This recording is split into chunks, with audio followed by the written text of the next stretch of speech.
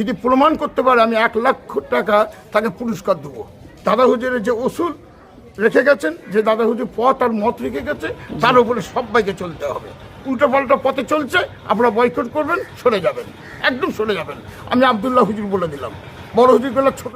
আর আমার দিক থেকে আমি বলে রাখছি যে এই সিলসিলার ক্ষতি যারা করতে যাবে, হ্যাঁ বুঝেছেন কথা, আমার বাপ কোনোদিন রাজনীতি করে নাই, বড় হুজুর কেবলা দাদা হুজুর রাজনীতি করে নাই। এক একটা ভাই এক এক রকম বলবে, এক একটা পুতা ছেলে এক এক রকম বলবে, ওটা আমরা চুপ করে থাকবো নাকি? হালতে নামাজের ধারে যেও না, আল্লাহ বলছেন, বুঝেছেন কথা। আর ফকির কি বলছে? ফকির বলছে এই তো নামাজ পড়তে হবে না। কিতাবের মধ্যে আছে দাঁড়িয়ে পেশাব করলে কাবিরা গুনাহ, কাবিরা গুনাহ। মুসলমান দাঁড়িয়ে পেশাব করে, মুসলমানের ছেলে মদ খাচ্ছে, সাদা পানি খেত আগে, আগে কলের পানি খেত মুসলমানের ছেলে, আর ভালো ভালো ঘরের ছেলে মদ খাচ্ছে। যারা মদ খায়, যারা মদ খায় তাকে আমি বলতে চাই, যারা শরাব খায়, মদ খায়, মদ খাবার আগে, মদ খাবার আগে পথের একটা কুকুরকে, পথের একটা কুকুরকে দিবে।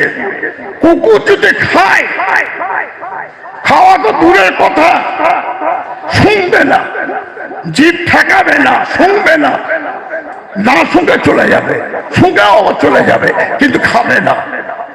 আর সেটা মানুষ খায় কি করে? এই রমজান মাসে আমি নিজের চোখে দেখেছি মুসলমানের ছেলে রমজান মাসে রোজা না রেখে পথের উপরে গড়াগড়ি দিচ্ছে মদ খেয়ে। চিন্তা করে দেখুন সমাজ কোথায় যে দাঁড়িয়েছে। আশা করছে আল্লাহ রহমত হবে? হ্যাঁ, মাছ ভিজিয়ে মাছ বিক্রি করছো, হ্যাঁ, আড়তে মাছকে ভিজিয়ে ওয়েট হবে বলে সেই মাছ বিক্রি করছো, বড় বড় চিংড়া মাছে পানি দিয়ে, হ্যাঁ, মাছ বিক্রি করছো ওয়েট হবে বলে 400 টাকা করে। আর আমার দিক থেকে আমি বলে রাখছি যে এই সিলসিলার ক্ষতি যারা করতে যাবে, হ্যাঁ বুঝেছেন কথা, আমার বাপ কোনোদিন রাজনীতি করে নাই, বড় হুজুর কেবলা দাদা হুজুর রাজনীতি করে নাই।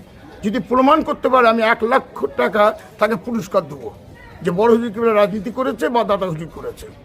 হ্যাঁ, এক একটা ভাই এক এক রকম বলবে, এক একটা পুতা ছেলে এক এক রকম বলবে, ওটা আমরা চুপ করে থাকবো নাকি?